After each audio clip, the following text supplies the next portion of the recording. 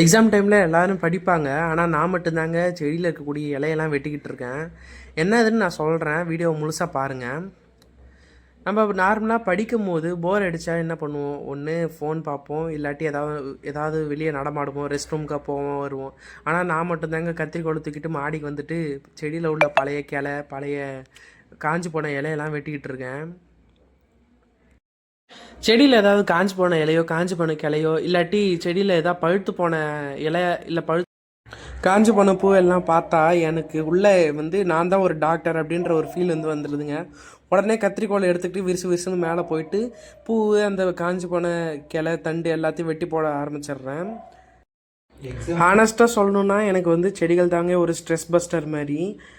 கொஞ்சம் ஸ்ட்ரெஸ்ஸாக இருந்தாவே உடனே கத்திரிக்கோலோ இல்லை ஃபிஷ்ஷுக்கு ஃபீட் பண்ணுறேன்ற ஒரு ஷாக்கில் ஃபிஷ் ஃபுட் எடுத்துக்கிட்டு மேலே வந்துட்டு பக்கத்தில் ஒரு பக்கெட் இருக்கு இல்லையா, அது மேலே உட்காந்துட்டு அப்படியே அழகாக ரசிச்சுட்ருப்பேங்க. இது ஒரு ஒரு ரியலான ஒரு ஸ்ட்ரெஸ் பஸ்டர் மாதிரி. நீங்களும் ட்ரை பண்ணி பாருங்கள். உங்கள் வீட்லேயும் ஒரு 4-5 செடியாச்சும் வளங்க. அப்போ தான் உங்களுக்கு எந்த ஒரு ஸ்ட்ரெஸ்ஸுமே உங்களுக்கு வராது. நான் எக்ஸாம்பிள் நினச்சிலாம் அவ்வளோவா பயப்படவே மாட்டேங்க. என் வச்ச செடி நல்லா வளருமா வளராதுன்னு தான் நான் பயந்த நாள் அதிகம். மோஸ்ட்லி நான் கடவுள்கிட்ட, கடவுளே இந்த செடி நட்டு வச்சுருக்கேன், இது அழகாக வந்துடணும் அப்படின்னு சொல்லிட்டு நான் கடவுள்கிட்ட ப்ரே பண்ணுவேன். அதில் வர ஃபஸ்ட்டு பூவை நான் உனக்கே தரேன் அப்படின்னு சொல்லிட்டு நான் ப்ரே பண்ணுவேங்க. அவ்வளோதாங்க. எல்லா செடிக்கும் தண்ணியெல்லாம் விட்டுட்டு, லோட்டஸ் டப் எல்லாத்தையும் தண்ணி ஃபில் பண்ணிவிட்டு, ஃபிஷ்ஷுக்கெல்லாம் ஃபீட் பண்ணிவிட்டு நான் திருப்பி படிக்க ஆரம்பிச்சிட்டேன்.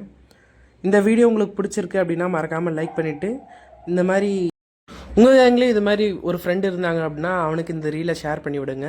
கமெண்டில் அவங்கள டேக் பண்ணுங்கள். தேங்க்ஸ் ஃபார் வாட்சிங்.